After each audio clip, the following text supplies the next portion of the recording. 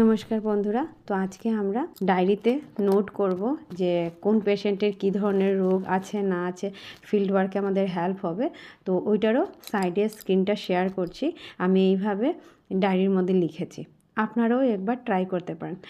তো আসুন আমরা কালকের যে 8টা লক্ষণ শর্টকাটে শুধু জেনেছিলাম, নাম জেনেছিলাম, আজকে এগুলোকে একটু ভালোভাবে জানব। প্রথম লক্ষণটা ছিল আমাদের মলত্যাগ। তো মলত্যাগটা কেন এত জরুরি?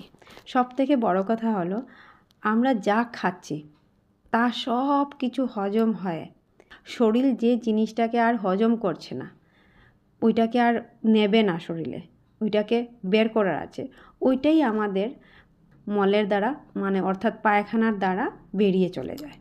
দিনের মধ্যে যদি দুবার কেউ পায়খানা যাচ্ছে, ওইটা কোথাও খারাপ না, দুবার যেতে পারে, কিন্তু ওই দুবারের মধ্যে ওইটা আমাদের দেখতে হবে যে উনি দুবার যাওয়ার পরে স্যাটিসফাই আছেন, তো মানে আবার গেলে ভালো আছে, বা বোধহয় একটু হতে পারতো, আর একটু বসলে ভালো ছিল, পেটের মধ্যে একটু রয়ে গেছে, ওইরকম যদি মানে ফিলিং থাকে, তাহলে এটা রোগের কারণ। একটা কথাই আছে, খাবো কি খাবো না, তো না খাওয়া ভালো, আর যাবো কি যাবো না, চলে যাওয়াটা ভালো। তো এখানে যাওয়াটা কাকে বোঝানো হয়েছে? যে আমরা মলত্যাগের জন্য যাওয়াটাকেই বোঝানো হচ্ছে। আর খাবো কি খাবো নাতে কী বোঝানো হচ্ছে? যে আমার পেট ভর্তি আছে বা পেটে গ্যাস হয়ে গেছে, খাবো কি খাবো না, খাবো কি খাবো নাতে না খাওয়াটা ভালো, পেটকে রেস্ট দেওয়া উচিত। বলতে গেলে সব রোগের জননী, মেন গুড়াই হলো এই পেট পরিষ্কার না হওয়া। তো আমাদের সব থেকে প্রথম, যে কোনো পেশেন্ট হোক বা আমরা নিজের জন্যই হোক, আমাদের আগে পেটের উপরে বেশি খেয়াল রাখতে হবে, পেট পরিষ্কার করতে হবে। যখনই আমাদের শরীর মল ত্যাগ করে পুরো পরিষ্কার খালি হয়ে যায়, তখনই আমাদের শরীর নিজেকে রিজুভিনেট করছে, নিজেকে তৈয়ার করছে, জীবন শক্তির জন্য নিজের ঊর্জা তৈরি করছে, তখনই আমাদের শরীর নিজেকে রিপেয়ার করছে। আমাদের সব কিছু মিলিয়ে আমাদের জীবনযাপন এমন করতে হবে যে আমাদের মল ত্যাগটার জন্য কোনো যেন অসুবিধে না হয়। সেকেন্ড অপশন হলো শরীরকে হালকা রাখা। শরীর হালকা থাকাটা কিছু নির্ভর করবে আমাদের মলমূত্র ত্যাগের উপরেও। যদি মল ত্যাগ ভালো হয়, তো শরীর এমনিতেই হালকা হয়ে যায়। খেয়াল করবেন যে কোনো দিন যদি আমাদের পেট পরিষ্কার না হয়, তো আমাদের মনে হবে কীরকম ভারী ভারী লাগছে, পায়ে হাতে চাবাচ্ছে, মাইন্ডটা ঠিক না, মনটা সবসময় কিটকিটা থাকবে। তো একটা জিনিসই বোঝা যাচ্ছে যে আমাদের একটা সিস্টেমে যদি গড়বড়ি আসে, তো আমাদের পুরো শরীরটার মধ্যে গড়বড়ি চলে আসে। তো যেদিন আমরা উপবাস থাকি, আমাদের শরীর অনেক হালকা থাকে। উপাস কিভাবে করা উচিত, উপাস করার পরে কি দিয়ে উপাস ভাঙা উচিত, কিভাবে জিনিসটাকে মেনটেন করে যাওয়া উচিত, ওইটারও একটা আলাদা টপিক আমি শেয়ার করব আপনাদের সাথে। কিন্তু ইমিডিয়েটলি শুধু শর্টকাটে এটাই বলবো যে উপাসটা আমাদের শরীরের জন্য অনেক ভালো, আমাদের শরীরকে অনেক বেশি রিজুভিনেট করতে পারে, আমাদের প্রতিরোধক ক্ষমতা বাড়াতে পারে, আমাদের ভিতরে যে টক্সিনগুলো জমা হয় ওইগুলোকে ক্লিয়ার করার ক্ষমতা রাখে। আর নিজের শরীরকে হালকা রাখতে গেলে আহারের মধ্যে সংযমী হতে হবে, আর ব্যায়ামের মধ্যে নিয়মতা আনতে হবে। 3 নম্বর পয়েন্টটা হলো যে আমাদের শরীরের যে তাপমানটা আছে ওইটাকে নিয়ন্ত্রণ রাখতে হবে। তার জন্য আমাদের বেশি ঠান্ডা খাবার, ফ্রিজ থেকে খাবার, এইগুলো জিনিসকে অ্যাভয়েড করা উচিত, না খাওয়া উচিত। বা বাইরের খাবার, ওইগুলো থেকে আমাদের অনেক ধরনের সংক্রামক হয়ে যেতে পারে। আর যখনই শরীরে সংক্রামক কিছু এসে যায়, তখনই আমাদের বডিতে সব থেকে প্রথম যে সিমটম আসে, সেই সিমটমটাই হলো আমাদের জ্বর। মানে জ্বরটা তো আমরা একটা নাম দিচ্ছি, এমনিতে মানে শরীরের টেম্পারেচার বেড়ে যায়, তাপমানটা বেড়ে যায়। তাপমানকে নিয়ন্ত্রণ রাখতে হলে আমাদেরকে অনেক বেশি অ্যাক্টিভ জীবন কাটাতে হবে। যেমন বলতে গেলে আগের যুগে খুব বেশি দেখা যেত যে এরকম ব্লাড টেস্টের কোনো কনসেপ্ট ছিল না। ওরা মানুষের মুখ দেখে, শরীর দেখে, শরীরের চামড়া দেখে, নখ দেখে বুঝে যেত। আমাদের চামড়াই কিন্তু আমাদের শরীরের আয়না। তাপমানটা যদি ঠিক থাকছে, তাহলে আমরা সুস্থ আছি। তো শরীরকে তাপমান নিয়ন্ত্রণ করাটাও অনেক বেশি জরুরি। আলসিভাব না থাকা সুস্থ থাকার লক্ষণ।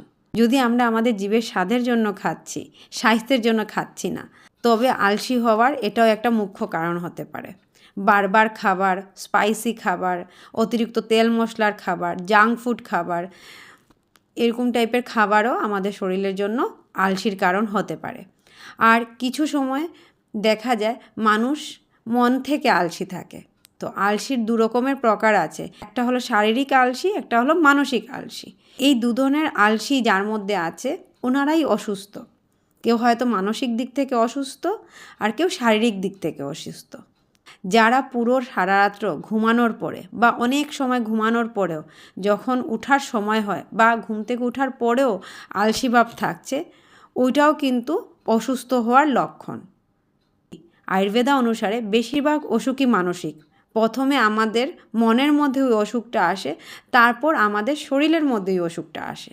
শারীরিক দিক থেকে অসুস্থ হওয়ার পরে আমরা আলসিখোর হই, কিন্তু মানসিক দিক থেকে আমরা প্রথমেই আলসি হয়ে যাই। তো যারা শারীরিক দিক থেকে সুস্থ থাকার পরেও আলসি করছেন, মনে রাখবেন ওনারাও কিন্তু অসুস্থ। 5 নম্বর পয়েন্ট হলো ভালো খিদে লাগা। দিনের মধ্যে 2 থেকে 3 বার ভালো করে খিদে লাগাও সুস্থতার লক্ষণ। যদি কোনো মানুষ বলছে খিদে লাগছে না, তাহলে এটা অসুস্থতার লক্ষণ।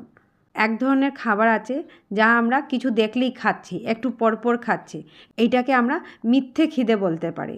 যখন আমাদের খুব ভালো খিদে লাগে, তখন আমাদের পাকস্থলী যা ভালো খাবার আসবে ওই খাবার থেকে ভালো নিউট্রিশনগুলো পুরো শরীরকে প্রদান করার। ওই সময়টাতে আমাদের রক্তে গ্লুকোজের মাত্রা যা আছে ওইটাও খুব নিম্ন স্তরে থাকে। তাই ভালো করে খিদে লাগার পরেই আমাদের খাবার উচিত। একটু পরপর কিছু না কিছু খাওয়ার টেন্ডেন্সিটা, কিছু না কিছু খাওয়ার ইচ্ছেটা আমাদের শরীরকে ভালো রাখার জন্য ঠিক নয়। আর বারবার খাম করাটা অসুস্থতার লক্ষণও। তাই সব সময় আমাদের খাবার মধ্যে কিছু গ্যাপ দিয়ে খাওয়া উচিত।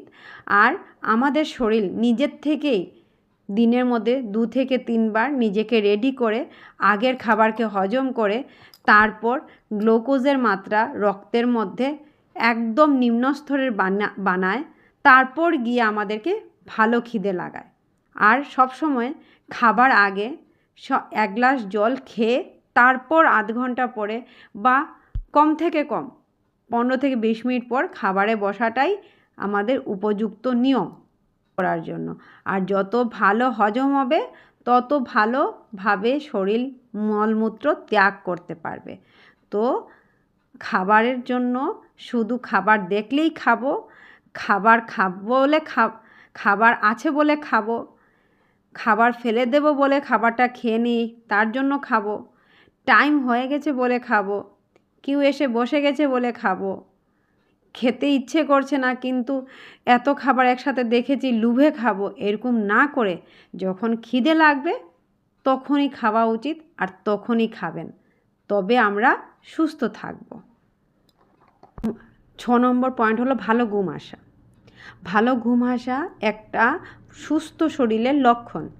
যারা ঘুমাতে গিয়ে ঘুম আসছে না, এই পাশ ওই পাশ করার পরেও ঘুম আসছে না, ওনাদের নিজের শরীরকে ভালোভাবে জাজমেন্ট করা উচিত, বোঝা উচিত যে আমি কি খুব বেশি খেয়ে নিচ্ছি বা খাবার পরেই ঘুমাতে যাচ্ছি, না কি আমার গ্যাস হচ্ছে, না কি আমার ভালোভাবে মলত্যাগ হয়নি। অনেক কিছু কারণ থাকতে পারে, ওই কারণটাকে বুঝে ওঠাটা অনেক বেশি জরুরি। কেন কি যখন আমরা ঘুমাই তখনই আমাদের শরীর নিজেকে রিপেয়ার করে, নিজেকে পরিষ্কার করে, আবার নিজেকে পুনর্জীবিত করে। ওই 3টা কাজই তখনই হচ্ছে। আর যদি আমরা না ঘুমাচ্ছি, আমাদের এই অমূল্য সম্পদ যে শরীরটা আছে ওইটা এই কাজগুলো করতে পারে না। তখনই আমাদের অনিদ্রার জন্য হাই প্রেশার, ডায়াবেটিস, অনেক ধরনের মরণব্যাধির রোগ, মলত্যাগে প্রবলেম, কোষ্ঠকাঠিন্য, নানান ধরনের সব রোগেরই জননী হলো এই ঘুম না আসা, মলত্যাগ ঠিকমতো না হওয়া। এইসব 8টা কারণের একটা না একটা কারণ রিলেটেড থাকে সব রোগের সৃষ্টির জন্য। তো ঘুমটাও আমাদের শরীরের জন্য অনেক বেশি জরুরি, অনেক বেশি জরুরি। আমরা 60টা লক্ষণই আমাদের ঠিক আছে, আর ঘুম হচ্ছে না। তো ওই ঘুম না হওয়া মানে কি, আমাদের শরীর ডিটক্সিফাই হচ্ছে না। আর শরীর যদি ডিটক্সিফাই না হচ্ছে, শরীর যদি পরিষ্কার না হচ্ছে, তো আবার পুনর্জীবিত কেমন করে হবে? একটা কিছু আজকে ময়লার ঘরের মধ্যে আপনি যতই বা আমরা যতই রং করি, পুরনো জিনিস, ভাঙা জিনিস কিছু বার করছি না, কিন্তু রং করছি, খুব সাজিয়ে যাচ্ছি, কোনো লাভ হবে না। কেন কি, চোখে ওই পুরনো জিনিসগুলোই লাগবে। সেম একইভাবে শরীরের মধ্যে পুরো দিনের কাজকর্মের পরে যে একটা পরিশ্রান্ত ক্লান্ত ভাব, বা পুরো দিনে যে সেলগুলো ড্যামেজ হয়েছে কাজ করতে করতে, আমরা যেমন পায়ের দিকের কথা বলি, পুরো দিন হাঁটতে থাকলে বা কোনো কাজ করার পরে পায়ের মধ্যে ঝিনঝিন আসে। ঝিনঝিন মিন্স কি, অনেক শিরা উপশিরার মধ্যে অনেক বেশি প্রেশার পড়েছে, লোড পড়েছে, কিছু হয়তো ওইটাতে ড্যামেজ হয়ে গেছে, বা কিছু হয়তো খুব বেশি টেনশন হয়ে গেছে।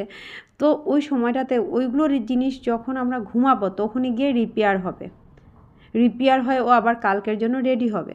এখন আমরা ওই টাইমটা যদি না দিই, ঘুম আসছে না, তো বডির ওই কাজটাতে যেতেও পারছে না, রিপেয়ার করতে পারছে না। আমরা যখন জেগে থাকি, আমাদের পুরো সেন্সটা, পুরো থিঙ্কিংটা, চিন্তাধারাটা মাথার দিকে, আমরা যেই দিকে চিন্তা করবো ওই দিকে যাবে। কিন্তু আমরা যখন ঘুমিয়ে যাই, আমাদের নিজের উপরে কোনো কন্ট্রোল থাকে না, তখন বডি নিজের অনুযায়ী নিজেকে ডিস্ট্রিবিউট করে কাজগুলো করে, যে এখন আমি এই কাজ করব, এটা থেকে এটাতে আমি এই কাজ করব, এটার পরে আমি এই কাজ করব, এটার পরে। এটার আরেকটা কারণ দেখবেন, যেদিন আমাদের ঘুম আসে না, আমি যেটা নিজে ফিল করি, আমার যেদিন ভালো ঘুম আসে না, আমার পরের দিন কিন্তু ভালোভাবে ক্লিয়ার হয় না, মলত্যাগ ঠিক হয় না। আর যেদিন আমার ঘুম ভালো হয়, আমার কিন্তু সকালবেলার প্রাকৃতিক কার্য খুব ভালো হয়। জানি না আপনাদের কীরকম হয় কি না হয়। যদি এরকম কিছু ফেস করে থাকেন, নিজের লাইফে কিছু এক্সপিরিয়েন্স করে থাকেন, প্লিজ কমেন্ট করে জানাবেন। তো আমরা আমাদের এক্সপিরিয়েন্স থেকে অনেক কিছু বুঝতে পারবো। কেন কি, বডি সিগন্যালই পায়নি যে ও কিছু হজম করে আবার ছাড়ার জন্য, রেডি করার জন্য। কেন, ও কাজ করার সময় পায়নি, ও ব্যস্ত ছিল। আমি জেগেছিলাম, তো ব্যস্ত ছিল মাথা নিয়ে, ও অন্য কিছু জন্য রেডি করতে পারেনি। তো আমাদের জন্য ঘুমটাও অনেক বেশি জরুরি। যদি ঘুম না হয়, তো আবার কোনো না কোনো অসুখের জন্ম হবে। ঠিক আছে, তো 7 নম্বর হলো আমাদের কর্ম করার সামর্থ্য, কাজ করার ক্ষমতা। কাজ করার সামর্থ্য থাকাটাও একটা সুস্থ থাকার লক্ষণ। তো এইখানটায়ও কিন্তু আবার 2 ধরনের আছে, শারীরিক আর মানসিক। কেউ মানসিক দিক থেকে অসুস্থ, আমি এটা পারবো না, আমার এটা করার ইচ্ছে নেই, যেটাকে আবার আলসির সাথেও কিছু যুক্ত করা যায়। তো একজন শারীরিক দিক থেকে পুরো ঠিক আছে, ফিট আছে, কিন্তু ও মানসিক দিক থেকে অসুস্থ, ও কাজ করবে না, ও পারবে না, না আমার দ্বারা হবে না, তো ওই মানুষটাও কিন্তু অসুস্থ মানসিক দিক থেকে। আবার কেউ মানসিক দিক থেকে অসুস্থ, কিন্তু শারীরিক দিক থেকে ও কাজ করছে, ও কিন্তু একটা না একটা জায়গায় কিন্তু অসুস্থ। কেন কি, ওর মানসিক দিক থেকে ও করছে কাজ, কিন্তু শারীরিক দিক থেকে ওর করতে গিয়ে যে ওর কষ্ট হচ্ছে, ওই কষ্টটাও কিন্তু শরীরকে কষ্ট দিচ্ছে। আমাদেরকে শারীরিক আর মানসিক দুদিক থেকেই সামর্থ্য হতে হবে কর্ম করার জন্য। এখন আমরা পুরো সুস্থ আছি, কিন্তু মানসিকতা নেই কাজ করার, ওইটাও অসুখের লক্ষণ। আর শারীরিক দিক থেকে আমরা সুস্থ নেই, যেমন ধরুন কোমর ব্যথা, মাথা ব্যথা, হাড়ে ব্যথা, প্রত্যেক জয়েন্টে পেন, না হলে অনেক ধরনের কিছু আছে, তো পেট খারাপ, তো পেট ভালো না, মুড ভালো না, এইসব কারণেও কিন্তু আমরা কার্যক্ষমতাতে অক্ষম হতে পারি। আর অক্ষম হওয়া মানেই হলো আমরা অসুস্থ হয়ে যাওয়া। অনেক সময় নেগেটিভ চিন্তাধারা, নেগেটিভ লাইফস্টাইলও আমাদের কার্যক্ষমতা কমিয়ে দেয়। একটা কথা আছে যে বেদনা সবার সমান না, তো ব্যথা বেদনা কেন সমান না? কেন কি, এটা একটা মানসিক চিন্তাধারা। একই ধরনের চোট একইভাবে মারার পরেও একজন মানুষ হয়তো উফ করে হয়তো পাগল করে দিতে পারে, আর একজন মানুষ হয়তো ওইটাতে উফটুকুও করবে না। তো এটা থেকে এইটা বোঝা যায় যে ব্যথা বেদনা হওয়াটা আমাদের মানসিক স্থিতি, আমাদের মানসিকতা যত স্ট্রং থাকবে, আমাদের শরীরটাও ততটুকুই সুস্থ থাকবে। তার জন্য সবসময় পজিটিভ চিন্তাধারা রাখতে হবে। যত আমরা ভালো চিন্তাধারা করব, আমাদের শরীর ততই ভালো থাকবে। 8 নম্বর পয়েন্ট হলো আমাদের নিজের থেকে শরীর ঘাম বের করা, নিজের থেকে শরীরের মধ্যে ঘাম আসা, এটা অনেক বেশি জরুরি। কেন কি ঘামের মাধ্যমে আমাদের শরীর থেকে বিষাক্ত জিনিস বেরিয়ে যায়। আর যদি আমরা ব্যায়াম করি, ওইভাবে কাজ করি, তাহলে নিশ্চয়ই আমাদের শরীরটা ঘামাবে। আর ঘামের সাথে আমাদের বিষাক্ত পদার্থ যেটা শরীরের ভিতরে ছিল, যেটা মল আর মূত্র দিয়ে বেরোতে পারেনি, রক্তের সাথে পুরো শরীরের মধ্যে চলে গেছে, তো ওইটা আমাদের ঘামের দ্বারা বেরিয়ে চলে যায়। আমাদের শরীর যদি নিজের অনুযায়ী, নিজের ক্ষমতা অনুযায়ী কাজ করে, তাহলে নিশ্চয়ই ঘাম বেরোবে। আর যত ভালো ঘাম বেরোবে, আমাদের শরীরের তাপমানটা নিয়ন্ত্রণ থাকবে। তাপমান নিয়ন্ত্রণ যদি থাকে, তাহলে আমাদের শরীর সুস্থ থাকবে। শরীর সুস্থ থাকবে, তবে গিয়ে আমাদের কোনো ধরনের অসুখ বিসুখ আসবে না। আমাদের ভালো ঘুম আসবে। ভালো ঘুম আসলে আমাদের হালকা মনে হবে। না হলে যখনই আমাদের ঘুম ভালো হয় না, তখনই আমাদের মাথা ব্যথা, পেটের সমস্যা, তারপর শরীরে ব্যথা, অনেক ধরনের ছোট ছোট লক্ষণ প্রথম দেখা দেয়। আর পরে এই লক্ষণগুলোই চিরজীবনের জন্য আমাদের সাথী হয়ে যায় কোনো না কোনো রোগের নাম নিয়ে। আশা করি আপনারা এই 8টা পয়েন্ট ভালো করে বুঝেছেন। যদি কোনো কিছু বুঝাতে আমার ভুলচুক হয় থাকে, তাহলে আপনারা কমেন্ট করবেন, আমি আরও ভালো করে বোঝানোর চেষ্টা করব। এইভাবেই সাথে থাকবেন, কমেন্ট করবেন। Thank you so much.